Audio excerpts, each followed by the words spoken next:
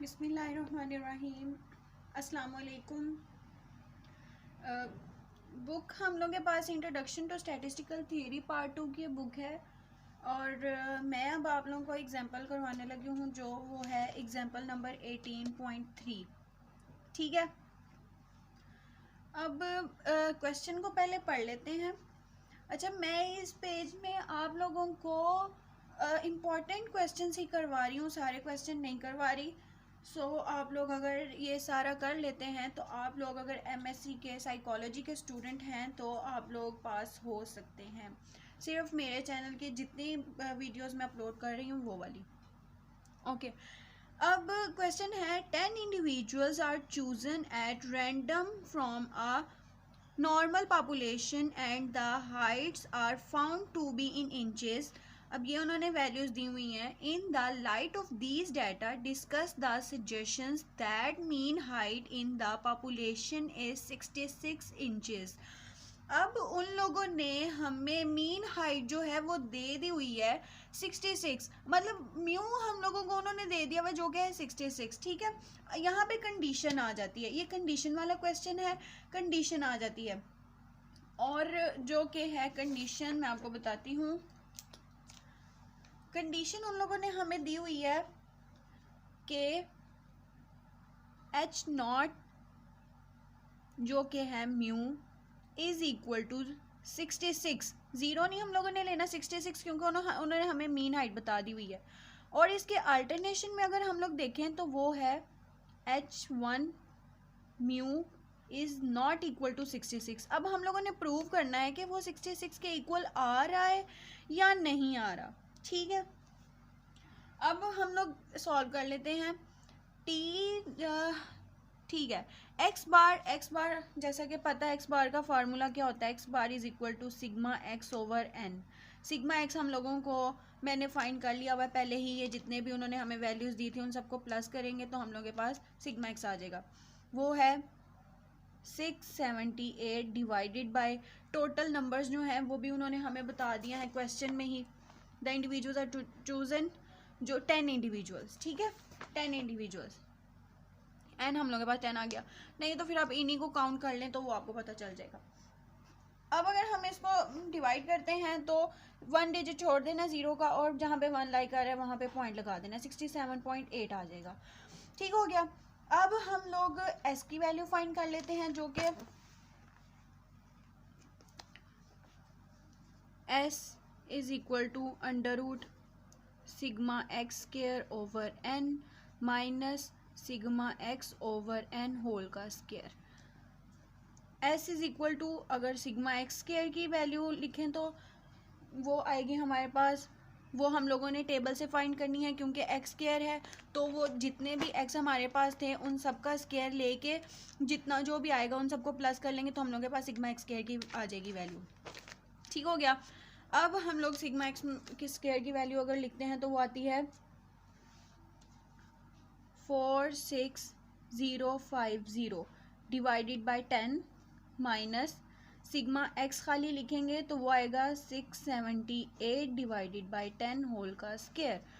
S is equal to, इसको मैंने बताया था ज़ीरो की जगह पे 1 डिजिट छोड़ के बाकी पॉइंट लगा देना, 4605.0 माइनस 57.8 का स्क्वायर और ये होल का स्क्वायर रूट। ठीक हो गया। S is equal to 4605.0 minus, अब अगर हम इसको करते हैं इसका स्क्वायर लेते हैं तो हमारे पास आता है, सॉरी ये 6 था, 6 तो हमारे पास आ जाता है 4596.84। ठीक है, माइनस कर लेंगे तो आता है 8.16। S is equal to 2.86। इसका हम लोगों ने स्क्वायर रूट ले लिया। अब हम लोगों के पास सारी वैल्यूज़ आ गई हैं, एक्स बार भी आ गया है और एस भी है, एन भी हम लोगों को पता है और म्यू भी जो है वो हमें पता है। म्यू उन्होंने दिया हुआ जी 66 के इक्वल।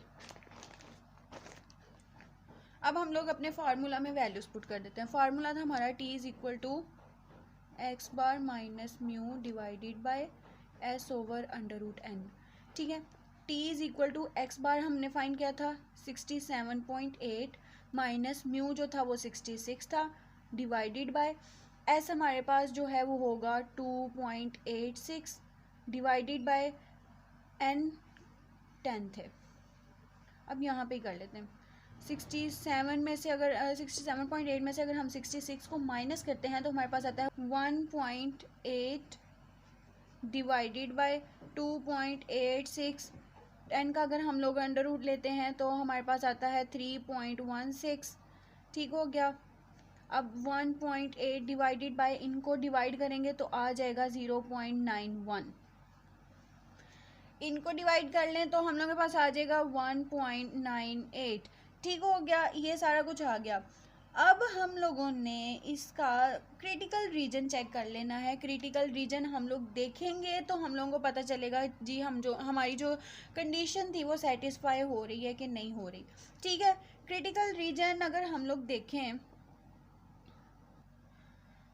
अच्छा जहाँ पे वो हम लोगों को कंडीशन सेटिस्फाई करने का बोलेंगे ना तो वहाँ पे हम लोगों ने ये चीज़ याद रखनी है कि हम लोगों ने वहाँ पर कंडीशन जो है वो लगा लेनी है, जो कि कंडीशन हमारे पास आ जाती है टी, क्योंकि हम लोगों ने टी फाइंड किया था, ग्रेटर देन और equal to t alpha by 2 n-1।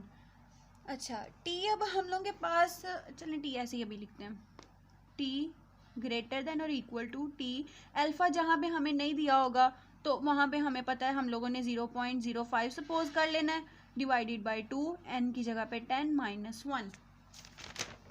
Next